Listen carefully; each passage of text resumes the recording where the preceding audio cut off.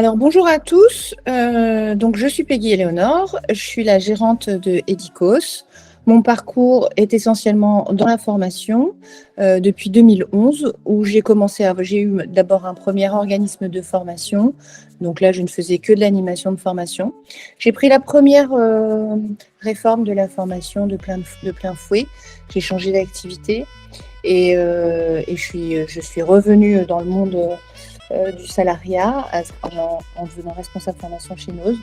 Et forte de l'expérience de la réforme de l'ANI 2015, qui était la brique qui allait être l'origine de la réforme de 2018, eh bien, j'ai créé Edikos Formation, qui est un cabinet qui fait à la fois de la formation, mais également du conseil pour tout ce qui est justement les organismes de formation, mais également les entreprises. Et c'est ce qui va nous occuper particulièrement aujourd'hui. Donc Edikos est une entreprise qui fait, vous l'avez compris, à la fois de l'accompagnement et de la formation. Et sa cible, des organismes de formation, des entreprises, et en gros, tous les acteurs sur la formation. Notre spécialité, ça va être la réforme de la réforme 2018 et toutes ses spécificités. Donc, juste pour vous donner un petit peu d'infos, Edikos, ça veut dire expert, spécialiste, pour la position que l'on adopte sur le fait d'être spécialiste et en veille constante sur les nouveautés concernant la formation professionnelle. Et du coup, avoir des compétences au sein du cabinet qui soient vraiment orientées sur cette réforme, avec pour les consultants qui nous rejoignent au moins une spécialité concernant la réforme de septembre 2018. Et il y a pas mal d'éléments sur lesquels on peut être spécialiste. Donc, nos domaines de compétences, c'est les certifications. Alors aujourd'hui, il y a deux types de certifications qui régissent la formation. Ce sont à la fois les certifications Calliope, mais également les certifications professionnelles, donc Calliope pour la qualité et professionnelles pour les certifications métiers ou certifications sur des compétences transverses, les RS et RNCP. On a fait d'ailleurs des webinaires à ce sujet. La FEST, l'action de formation en situation de travail, sur laquelle on a également des certifications. On est spécialisé aujourd'hui sur l'ouverture d'OF, de CFA et d'école, avec en cours le travail sur des ouvertures de CFA classiques, mais également des CFA d'entreprise dans notre région qui est la Mayenne. On intervient pour le reste également sur toute la France. Le portage de Calliope pour certains, pour des indépendants de formation et le portage des DOF. En gros, nous sommes spécialisés sur la formation et en fonction de l'activité, on va avoir vraiment des compétences différentes. Alors, les informations arrivent au fur et à mesure et peut-être moins vite que ce que je ne dis, mais elles arrivent, vous inquiétez pas. Et c'est pour ça que je tourne toujours la tête pour vérifier ce que vous avez en fonction de ce que moi j'indique. Alors, le sujet qui nous concerne aujourd'hui, c'est l'entreprise apprenante. Donc, c'est un concept très tendance qui est revenu au goût du jour, même si ça fait des années que l'idée est sortie. C'est un sujet qui revient, je pense aussi, lié à la conjoncture économique et sociale, dans la mesure où on a des entreprises qui ont des problèmes de recrutement et un marché qui évolue énormément avec des métiers émergents très importants aujourd'hui, qui prennent une place très importante et une mutation du marché de l'entreprise. Donc, le concept, c'est à la base le partage de la connaissance et la collaboration, c'est la clé d'innovation. Donc, vous voyez, ça répond un peu aux besoins du marché actuel avec les métiers émergents. La culture de l'apprentissage et le plus important, c'est pour les employés, créer cette culture de l'apprentissage. Le concept aussi, c'est pour une entreprise la capacité de s'adapter plus rapidement sur le marché et du coup de développer une efficience sur le marché. Et c'est également créer l'opportunité d'évoluer et d'apprendre. au niveau de l'épanouissement dans son travail. Donc, vous voyez que tout ça, ça crée aussi ce dont je vous parlais, le besoin de fidélité, alors qu'aujourd'hui, on a du mal à recruter. Donc, le concept séduit, même s'il existe depuis une bonne cinquantaine d'années. Aujourd'hui, il est remis à jour et qu'est-ce que c'est qu'une entreprise? On peut se poser la question, qu'est-ce que c'est qu'une organisation apprenante? Donc, c'est une entreprise d'abord, une entreprise qui se pose des questions sur les points qu'on vient de voir, comment le faire. Et en fait, aujourd'hui, sur le marché, moi, je vois beaucoup d'entreprises qui sont des organisations apprenantes, mais qui ne l'identifient pas forcément. Donc, avant toute démarche pour se dire je veux devenir une organisation apprenante, il est vrai qu'il est important de faire un audit afin de voir qu'est-ce que vous avez mis en place en tant qu'entreprise. Et du coup, plutôt que de savoir si vous êtes une organisation apprenante, je ne crois pas avoir d'entreprise qui ne soit pas. Enfin, il y a des entreprises qui n'investissent pas dans la formation, mais on va plutôt se poser la question qu'est-ce que j'ai mis en place? Alors, au regard de quoi? Une entreprise apprenante, c'est un lieu où les membres découvrent à chaque instant comment ils façonnent et modifient leur réalité. Donc déjà, on va auditer votre entreprise par rapport à ça. On va voir que dans ce lieu, il faut qu'on puisse développer la capacité pour atteindre les résultats de l'entreprise, mais également des collaborateurs. On va également identifier que dans une entreprise apprenante, évidemment, plus qu'ailleurs, eh bien, il y a une volonté que les collaborateurs soient employables et apprennent en continu. Ça devrait être l'obligation de chaque entreprise. Hein. Je vous rappelle qu'on a une obligation quand on est employeur de développer l'employabilité de nos collaborateurs. C'est encore plus le cas dans l'organisation apprenante. C'est une entreprise qui s'adapte en permanence à son écosystème. D'où la tendance, parce qu'aujourd'hui, on est sur des marchés qui évoluent très rapidement. On ne peut plus avoir un objectif stratégique à plus de 3 ans. Aujourd'hui, les entreprises sont sur des objectifs stratégiques qui vont être de 1 an et demi. C'est d'établir des stratégies pour apprendre au quotidien et accessible à tous. C'est peut-être là qu'effectivement, il y a un gros travail en règle générale. Et ça vise des objectifs aussi variés que la performance et le maintien de l'emploi. Donc voilà en gros, de manière très générique, ce que c'est qu'une organisation apprenante. Et à travers ces phrases-là, on voit que déjà, il y a plein d'entreprises qui répondent à plus ou moins un critère. Alors, qu'est-ce que c'est qu'une organisation apprenante? C'est l'idée d'avoir une apprenance collective. C'est-à-dire qu'on va faire en sorte que l'entreprise, elle ait une culture qui permettent la facilitation dans l'apprentissage. Donc, évidemment, au niveau hiérarchique, ça peut bouleverser un petit peu. D'ailleurs, aujourd'hui, on peut avoir des entreprises qui demandent à leurs managers, c'est le cas chez Orange par exemple, qui demandent à leurs managers d'avoir des compétences de formateurs.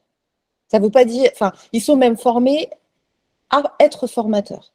Et c'est pas idiot parce qu'aujourd'hui, chaque manager a cette casquette de formateur et elle n'est pas pour autant, ils ne sont pas pour autant formés dessus. J'entends par là que quand un manager recrute, il passe un temps, ou en tout cas, il amène ses collaborateurs à former le nouvel intégré. Donc, voilà pourquoi ça modifie un peu les rapports hiérarchiques, parce que quand on est formateur, on ne peut pas être évaluateur de la même manière que quand on a la casquette de manager. Et du coup, là, on va miser davantage sur le collectif, à former le collectif pour que toute l'organisation soit embarquée. Donc, ça va se passer par 4 points. La facilitation organisationnelle, à travers des situations apprenantes. On va mettre en place des situations apprenantes dans l'organisation. On peut mettre des espaces de dialogue. On peut créer des projets qui vont faciliter, qui vont développer cette facilitation organisationnelle. Et puis, on peut avoir un incubateur d'idées ou d'innovation. On va donner plus de vision, de sens aux collaborateurs et on va plus donner de sens aussi sur les processus complexes qu'adopte l'entreprise. On va vraiment faire adhérer les collaborateurs en leur donnant du sens. Il va y avoir aussi une volonté de facilitation managériale avec une volonté de faciliter le travail en équipe et d'avoir un haut niveau de qualité relationnelle.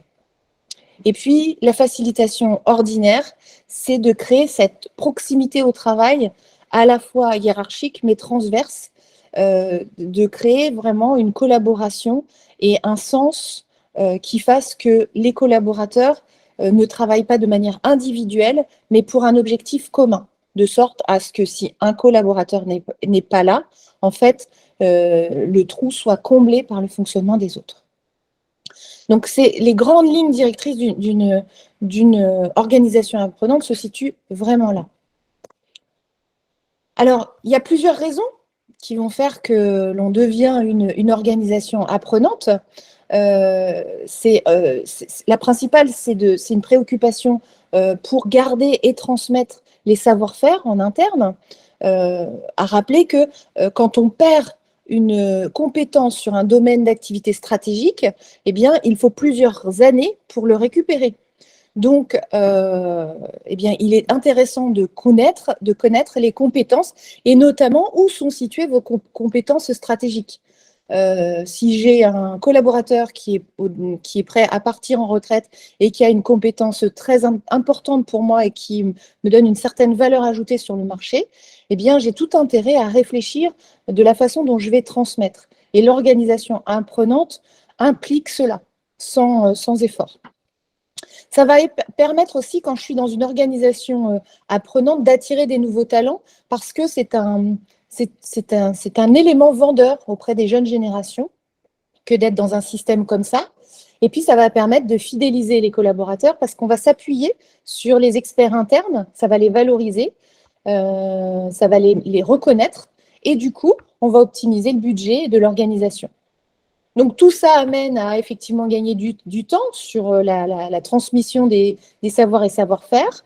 Ça va permettre aussi aux collaborateurs, on va développer l'autonomie des collaborateurs. C'est non négligeable dans les activités actuelles. Je vous rappelle que aujourd'hui, les entreprises, elles fonctionnent bien quand elles fonctionnent en mode projet parce que le projet amène une valeur ajoutée et c'est là qu'elle va dégager un côté, comment dire, à forte valeur ajoutée sur le marché. Le fait d'être dans une organisation apprenante va créer aussi une cohésion d'équipe et automatiquement de la motivation. Ça va également permettre de partager les bonnes pratiques. On va assurer l'employabilité des collaborateurs. Ça, c'est, comme je le disais, c'est nos obligations de base. Ça va permettre aussi d'être compétitif parce que en étant une organisation apprenante, on va non seulement transmettre, mais on va mettre les collaborateurs dans une dynamique d'amélioration continue. Et du coup, on va avoir les compétences individuelles des collaborateurs qui vont pousser, on va pousser à ce qu'elles soient toujours les plus efficientes possibles. Donc, on va rendre les collaborateurs compétitifs, c'est ça qui va les fidéliser, mais on va rendre de fait l'entreprise compétitive. Pour ce faire, il va falloir, pour créer pour être en adéquation avec le marché et créer les compétences efficientes, il va falloir libérer la créativité en laissant la possibilité d'expérimenter. Donc là, ça va être vraiment, il y a des professionnels, des consultants comme Isaac Getz qui travaillent sur cette liberté de créativité, l'entreprise libérée par exemple, et qui permet vraiment de laisser une place aux collaborateurs qui proposent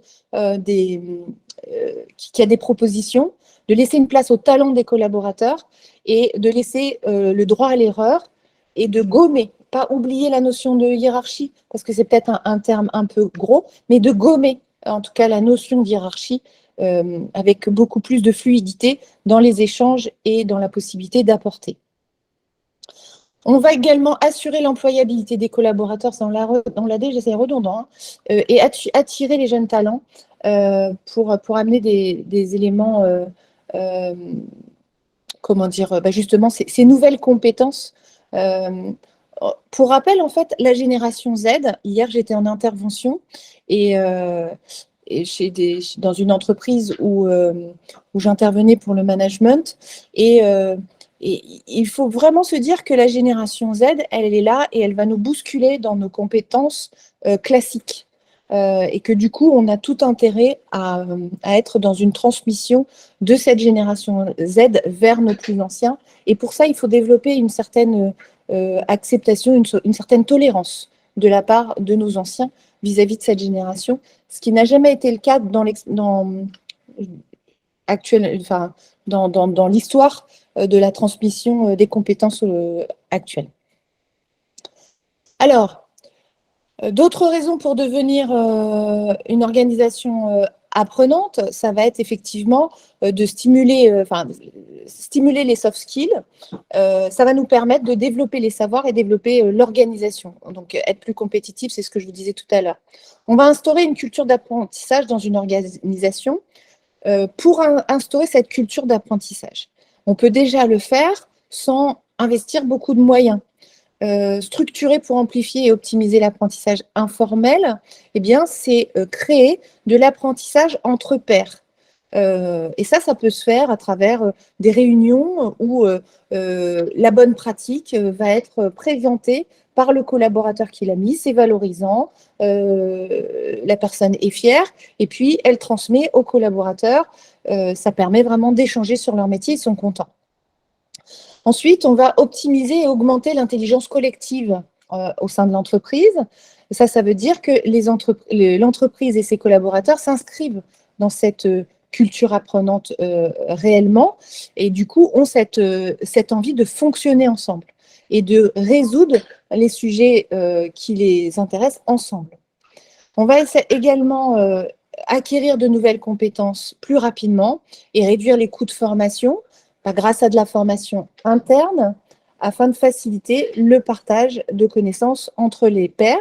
Et puis, ça, c'est la formation interne, elle est complètement en adéquation avec votre marché. Il n'y a pas de perte de temps à réidentifier des généralités. Elle est très ciblée. Donc, elle est bénéfique en termes de coûts, puisqu'elle est moins onéreuse, mais elle est bénéfique en termes de temps. On va plus rapidement à l'essentiel et surtout, du coup, on peut appliquer rapidement ce que l'on fait. Enfin, on va fidéliser et attirer les nouveaux talents avec des expériences innovantes d'apprentissage. On développera ça un peu plus loin. N'hésitez pas à mettre vos questions dans les commentaires. J'y répondrai à la fin. Alors, maintenant qu'on a vu la raison de devenir une organisation apprenante, l'idée, c'est de savoir comment devenir une organisation apprenante. Alors, comme je vous l'ai dit, dans un premier temps, en général, on préconise un audit qui permet d'identifier ce qui est fait et sur quoi on va s'appuyer. Il n'y a pas de règles, il n'y a pas de procédure stricte, mais il y a surtout une adaptation à votre structure et on met les moyens qui vont correspondre à votre culture d'entreprise. Donc, l'idée, c'est de changer le regard sur l'apprentissage et de ne pas avoir l'entreprise apprenante uniquement une façon de réduire les coûts de formation. C'est vraiment une nouvelle façon de travailler et une nouvelle façon de partager les expériences entre les pairs. L'apprentissage va devenir une deuxième peau pour l'employé et pour le manager également. On va du coup favoriser la transmission et conserver les savoir-faire en interne. Alors, d'abord, on va développer un apprentissage en équipe entre les managers et les collaborateurs. On va former pour retenir les talents avec le recrutement. Alors, il y a des entreprises qui créent, quand je dis former, ça peut paraître un peu classique, mais il y a des entreprises, par exemple, qui créent la semaine de la formation chez elles, et c'est les collaborateurs qui vont aller identifier, qui vont pouvoir dire aux ressources humaines, nous, on aimerait bien donner une formation sur ça. Ou faire un webinaire sur ça. Et en fait, les ressources humaines vont recueillir toutes les propositions et vont sélectionner un certain nombre de propositions et à l'issue, vont faire une proposition d'agenda qui sera disponible pour tous les collaborateurs pour se former. Mais il y a également, je travaille avec un organisme de formation nationale dans lequel, par exemple, ils ont mis à disposition pour leur directeur de centre, une formation spécifique, pour leur manager intermédiaire, un parcours de 18 mois avec plusieurs formations management, plusieurs formations métiers, plusieurs formations soft skills. Ça crée des communautés entre managers intermédiaires. Et du coup, quand on est sur une entreprise nationale, ça permet de se créer un réseau. Et puis, il y a également, pour avoir un vivier, et du coup, là, c'est pour aller rechercher les nouveaux talents, et bien, sur les collaborateurs qui pourraient avoir envie de devenir manager, il y a un parcours qui est appelé potentiel manager, qui va durer un peu moins longtemps, sur 9 mois, où ils vont avoir plusieurs formations, et une période d'immersion potentiellement sur un poste qui pourrait l'intéresser. Donc ça, c'est une entreprise bien franco-française qui a mis ça en place depuis 2 ans que je suis et qui devient le dirigeant qui au début ne parlait pas d'entreprise apprenante, aujourd'hui valorise son entreprise en disant oui, on est vraiment dans cette démarche d'organisation apprenante. Donc, ces formations, et dans cette entreprise, par exemple, effectivement, les formations métiers sont organisées par des gens qui sont sur le point de partir à la retraite, qui ont expérimenté les métiers, qui peuvent donner les astuces concrètes pour les gens qui sont en train d'exercer le métier ou qui pourraient exercer le métier. Donc, internaliser les métiers aussi pour maintenir les compétences en interne. Donc, éviter la stratégie d'externalisation sur les métiers spécifiques et à forte valeur ajoutée, où on va vraiment, exploiter nos compétences internes. Donc, ça, c'est ce qu'on va retrouver. Alors, sur le sujet de fidéliser les collaborateurs, par exemple, on peut organiser des réunions récurrentes entre les services RH, les managers, pour vraiment travailler sur l'épanouissement au travail de chaque collaborateur. On va également mettre en place des feedbacks entre collaborateurs et managers. Et quand je dis entre collaborateurs et managers, ce n'est pas forcément du manager vers le collaborateur. Ça va être une culture de feedback qui va être spécifique et ça veut dire que le feedback peut être fait à tout niveau et dans tous les sens, de manière transverse, du collaborateur vers le manager et du manager vers le collaborateur. L'idée du feedback n'étant pas une évaluation, mais une critique constructive, positive ou négative, qui fait avancer l'individu et la collectivité. Donc, et tout ça doit nourrir. D'ailleurs, feedback, si on regarde le sens, c'est nourrir par le retour. Et là, on revient au sens premier du terme, qui est souvent très mal utilisé. Alors, évidemment, l'organisation apprenante, elle s'appuie sur les soft skills, puisque c'est la volonté, la pédagogie, la bonne communication qui va faire que l'ensemble de l'entreprise va s'orienter vers ça. C'est-à-dire qu'on a les compétences métiers qui nous permettent d'être techniques et de répondre à une demande spécifique. Les soft skills vont permettre une vraie relation interpersonnelle, interprofessionnelle, une compréhension et puis une amélioration systématique de l'individu. Donc, ça va passer par la maîtrise personnelle, donc une connaissance de qui je suis et de comment je fonctionne vis-à-vis des autres, une remise en question pour être soi-même en amélioration continue, une vision partagée, donc donner la possibilité aux équipes de donner leur point de vue sur la vision et l'évolution de l'entreprise, l'apprentissage en équipe également, donc apprendre à travailler ensemble et à capitaliser sur le travail des uns et des autres, c'est-à-dire revoir nos façons de faire des réunions avec une validation des acquis dans la réunion. On peut utiliser dans l'entreprise, un manager peut utiliser des outils de formation pour s'assurer que le message est bien passé et peut utiliser aussi des jeux qui redynamiseront une formation et une réunion et qui permettront d'être vraiment dans une forme de pédagogie. Et puis, on va développer la pensée systémique, c'est-à-dire la prise en compte de toutes les parties prenantes. Et souvent, dans les entreprises, il y a des soucis de compréhension du fonctionnement des services. Parce qu'on on a la vue que sur son service et on ne comprend pas comment l'autre service, eh ben, en fait, nous met des bâtons dans les roues. Eh ben, dans l'organisation apprenante, on va faire en sorte de mettre des vies ma vie ou des échanges entre services, interservices, qui vont permettre de garder une pensée systémique, orientée système. Donc, tout le monde avance ensemble. Alors, devenir une organisation apprenante pour avoir des actions très concrètes, c'est créer des cercles de partage sur une thématique. Ça veut dire,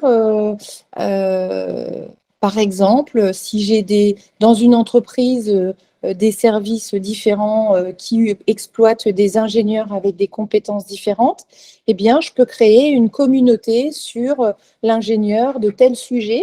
Et là, les collaborateurs vont se rejoindre sans être en fonction de leur service ou de leur hiérarchie, mais plutôt de leurs compétences. Et du coup, c'est d'animer, par exemple, des communautés sur la compétence. On peut aussi avoir des ateliers ouverts à tous sur un sujet ou une problématique. Et ça veut dire que là, on a une invitation à l'ensemble. Et puis, c'est comme ce webinaire, sauf que c'est un sujet de l'entreprise.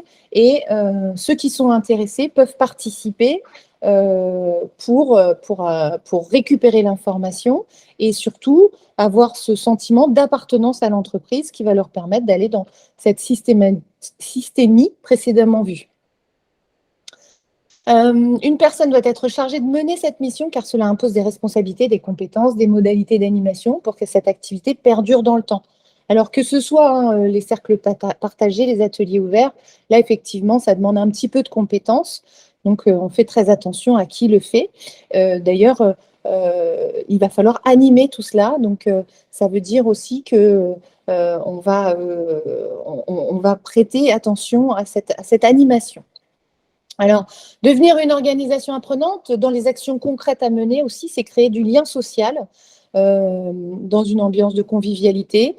C'est des choses qui ont un peu disparu avec le Covid, qui reviennent tout doucement, mais c'est le fait de créer une question autour du métier, autour d'un café, c'est de recréer de l'intelligence collective en se posant des questions sur un problème de l'entreprise, mais en n'invitant pas seulement les experts. C'est s'appuyer sur les expériences de tous qui va permettre de vraiment favoriser l'échange et la création, l'innovation. Alors, dans cette organisation apprenante, on va également développer l'autonomie d'apprentissage. Exemple, effectivement, proposer 5% du temps dédié pour s'auto-former ou 7 jours par an de formation sur le sujet qu'il souhaite. Ça peut être de manière plus classique. Moi, j'ai un client qui propose un espace qui donne accès à chaque collaborateur à un espace sur lequel il peut s'inscrire à des formations en ligne qui sont proposées par l'entreprise et qui peuvent être faites dans le cadre du travail, dans un espace-temps qui est défini par convention. Donc, on va aussi développer l'apprenance collective à travers le soutien de notre management, la mobilisation de l'attention et la mise à disposition de ressources. Donc, à l'heure où Teams est un peu utilisé de manière générique, par exemple, ça, c'est un formidable moyen pour avoir des ressources à disposition pour tous les collaborateurs. On va aussi utiliser l'apprentissage informel. Tout n'a pas besoin d'être formel. La formation elle-même, l'organisme de formation et la réforme de formation a permis d'élargir le spectre des modalités pédagogiques en les ouvrant. Le webinaire aujourd'hui est considéré comme une formation. Donc en entreprise, on peut vraiment s'appuyer sur des choses comme des choses un peu moins formelles. Et puis évidemment, une modalité qui a été mise en avant à travers la réforme 2018, c'est la FEST, l'action de formation en situation de travail, qui est souvent perçue comme une perte de temps, mais qui en réalité est une vraie structuration pour l'entreprise et qui permet d'harmoniser les apprentissages tout en les adaptant et en rendant l'apprentissage extrêmement efficient au regard de l'entreprise et des besoins de l'entreprise. Alors, l'organisation apprenante, c'est plusieurs choses. On l'a vu, c'est l'élaboration d'une culture d'apprentissage au sein d'une organisation. Donc, c'est évaluer la maturité apprenante de l'organisation pour ensuite incarner et diffuser cette culture par des pratiques concrètes. Soit des pratiques managériales, des rituels, des modes de travail ou des fonctionnements collaboratifs. En deuxième point, ça serait une perception de l'apprentissage des salariés. Donc, en effet, il est important de savoir quelle est la vision en tant qu'apprenant, quel regard les gens ont sur le fait d'apprendre. Il y a des entreprises qui peuvent être le plus éloignées de l'organisation apprenante, effectivement, où eh bien, il va falloir apprendre à apprendre. J'avais été sollicitée sur ce sujet dans le monde ouvrier, dans une entreprise où il y avait principalement des ouvriers, où là, effectivement, on était avec des gens qui étaient sortis de l'école et qui avaient commencé à travailler directement, qui n'étaient pas volontaires pour des formations parce que leur expérience avec la formation était l'expérience scolaire et du coup, il y avait un vrai rejet de la formation. Donc, c'était de leur représenter la formation.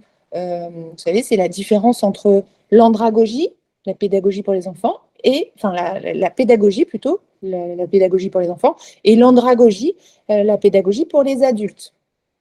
Et du coup, c'est ce côté un peu plus ludique aussi, apporté par les nouvelles modalités.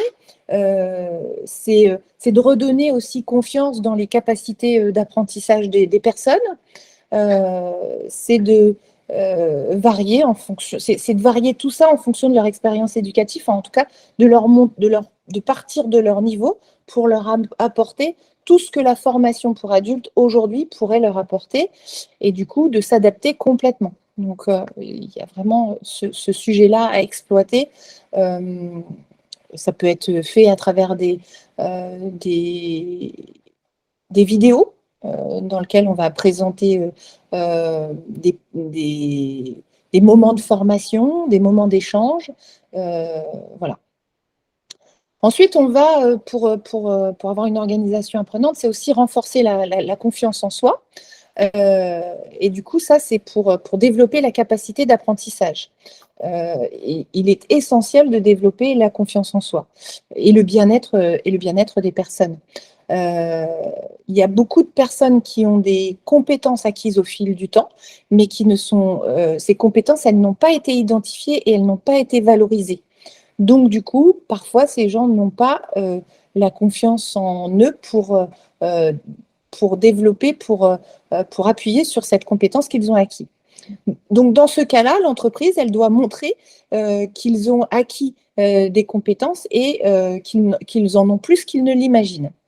Alors, il y a des outils pour ça, par exemple. Le 360, c'est un outil qui est merveilleux, qui permet d'être évalué de manière anonyme par ses pairs, par ses collaborateurs et par ses managers. On peut aller même jusqu'à une évaluation par les fournisseurs sur un certain nombre de questions. Et du coup, la personne qui a subi un 360 va pouvoir regarder l'évaluation de toutes ces parties prenantes. Et souvent, ça peut donner complètement confiance en soi. À l'inverse, effectivement, pour des personnes qui auraient trop confiance en elles, ça pourrait ramener à une juste mesure l'image qu'elles ont d'elles.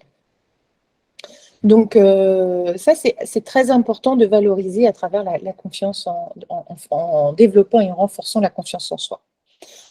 Le quatrième point, la promotion de l'offre des apprentissages et les droits. Alors, même si on a le CPF aujourd'hui, on a tous été beaucoup démarchés, il y a encore beaucoup de salariés qui ne connaissent pas les offres d'apprentissage et qui ne connaissent pas leurs droits. Ils connaissent le CPF pour les fraudes qu'ils ont eues. Ils ne savent pas ce que c'est qu'un MOOC. Ils ne savent pas ce que c'est que les plateformes avec des cours gratuits. Ils ne savent pas qu'ils peuvent apprendre de manière très différente.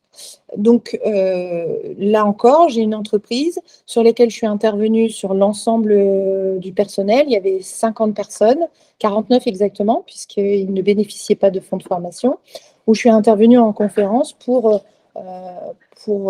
indiquer, informer le personnel sur leurs droits à la formation et sur les façons dont ils pouvaient se former. Et ça a été très bien reçu par les salariés.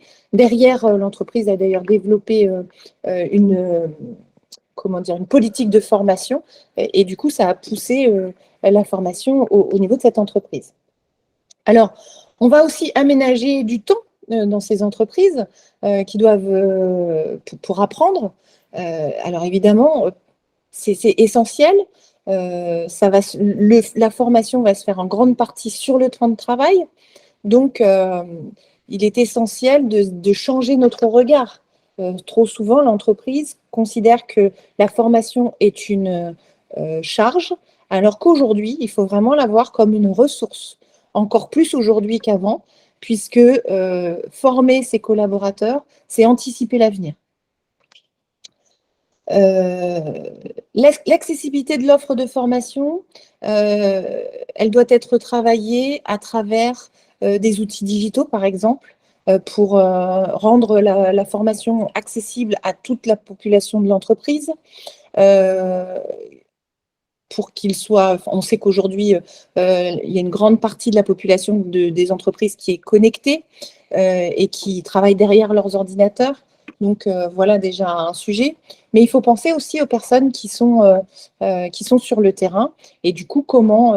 donc là, il y a une réflexion à mener pour ces personnes-là et pour développer leur accessibilité. Par exemple, j'avais une entreprise qui choisissait de faire pour les chefs de chantier, les chefs d'équipe, des formations de 6 à 7 après le chantier. Inutile de dire qu'ils n'ont pas réussi à combler leur salle de formation.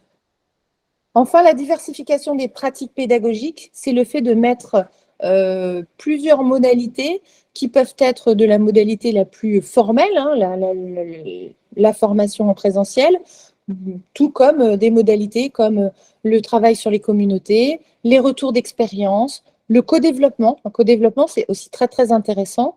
Et puis d'autres pratiques informelles. Donc là, on peut être dans l'innovation également.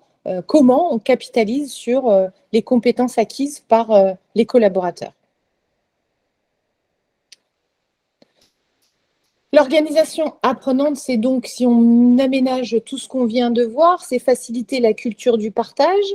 Et du coup, pour faciliter cette culture du partage, c'est avoir une transparence quant à l'information et surtout rendre l'information la plus accessible possible à tous les collaborateurs. Donc, comme ça, en fait, on alimente le côté appartenance, on donne du sens, on satisfait la curiosité. Et ça, c'est extrêmement important. Ça motive les collaborateurs, hein. Je vous rappelle que c'est un des points, c'est le 3e point de la pyramide de Maslow qui permet de développer la motivation des employés. Donc, on peut mettre également en place des outils digitaux partagés pour favoriser la culture de l'écrit, pour diffuser le savoir plus facilement. On va inciter les salariés à faire des comptes rendus de réunion. Trop souvent, je rencontre des entreprises où le compte rendu n'est pas fait. Et du coup, là, on n'a pas la possibilité de capitaliser. On n'a plus des entreprises où les collaborateurs restent 30 ans et sont la mémoire de l'entreprise. Aujourd'hui, les collaborateurs, ils font quelques années et après, ils vont voir ailleurs. Donc, c'est important de garder leur savoir à travers des comptes rendus et de capitaliser.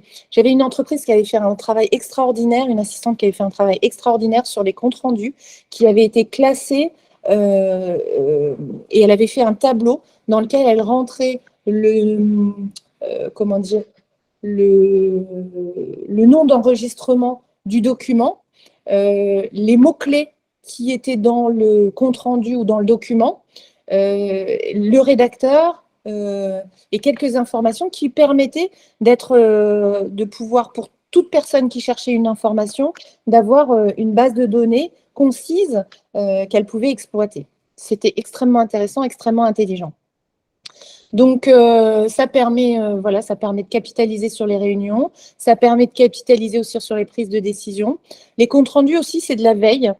Ça évite de faire de la réunionnite aiguë où, au lieu de mettre une dynamique d'apprentissage, on va avoir des collaborateurs qui vont s'endormir autour de sujets qui ne les concernent pas directement. Donc, c'est aussi, tout à l'heure on parlait d'autonomie, c'est l'autonomie, mais c'est aussi responsabiliser la ligne managériale et les collaborateurs quant à leur présence dans les réunions. Donc, ça ne sert à rien de protéger l'information, ça ne fait que rendre votre action suspicieuse et du coup, mieux vaut communiquer, mieux vaut trop de communication que pas assez. Donc, toute cette information, vous pouvez la formaliser à travers du mentoring, du tutoring également, du peer learning, l'apprentissage par les pairs qui se fait très bien, et le co-développement. Tout ça, ça va permettre justement de mesurer un certain apprentissage, une certaine information, et de garder les compétences et de les développer, de les diffuser au sein de votre entreprise. Alors, l'évaluation est extrêmement importante dans l'organisation apprenante, même si elle est mal perçue en France. Elle est souvent perçue comme une sanction.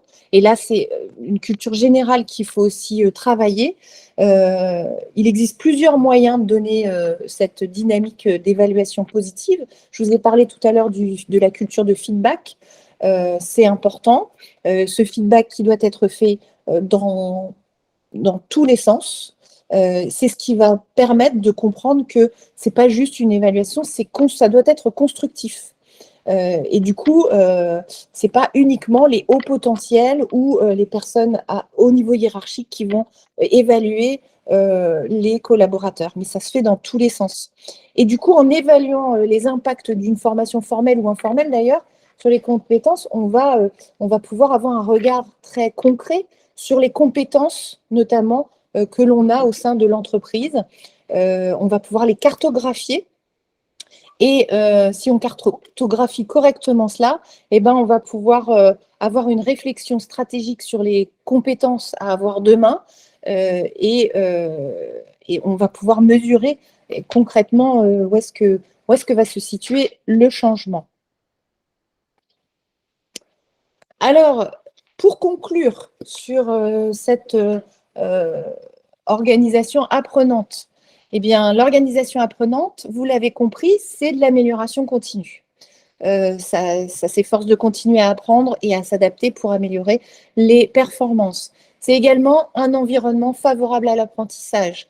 Donc, on crée des environnements propices avec de la communication, on utilise les nouvelles technologies, on facilite le mouvement de l'information, l'accès à l'information. On va avoir également une organisation qui est plus résiliente et elle va, du coup, en adoptant une culture d'apprentissage continu, eh bien, elle va mieux s'adapter au changement, et ce qui la rend plus compétitive sur du long terme. Un processus continu qui nécessite une volonté de changement de l'entreprise. Les dirigeants doivent être prêts à investir dans les ressources nécessaires pour soutenir l'apprentissage et de l'ensemble des collaborateurs, pas que d'une partie. Ils doivent aussi investir dans les outils, les technologies, mais ça peut se faire en plusieurs étapes. Comme vous l'avez vu, il y a plusieurs niveaux. La création d'environnements de feedback, ça j'en ai parlé, la mise en place de modalités et d'accompagnement spécifiques, c'est toutes les modalités que l'on peut voir, par exemple comme la FEST qui est mis en place. J'ai une entreprise mayonnaise par exemple qui a commencé à former toute personne qu'elle intégrait par besoin, parce qu'elle avait besoin de compétences spécifiques. De là, elle a commencé à former au début, c'était des collaborateurs qui prenaient à charge d'intégrer de nouveaux collaborateurs. Ensuite, ces collaborateurs qui étaient volontaires, ils ont commencé à être formateurs, à être formés au métier de formation. Ensuite, elle a fait appel à un cabinet extérieur pour créer des modules de formation.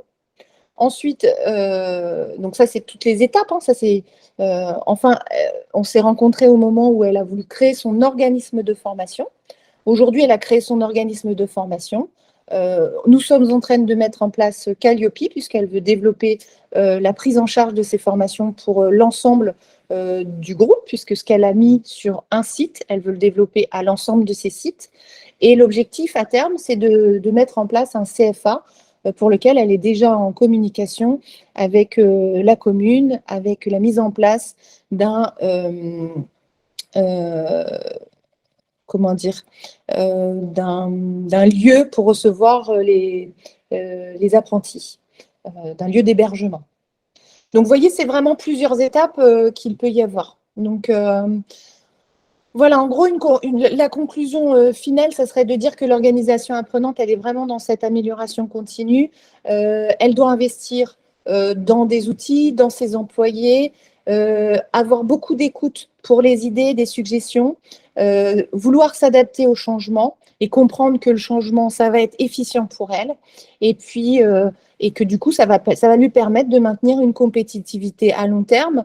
Donc, c'est de revoir complètement, parfois, la façon, en premier lieu, ça peut être de revoir le management, la ligne managériale et la communication qu'il y a entre les managers et les collaborateurs.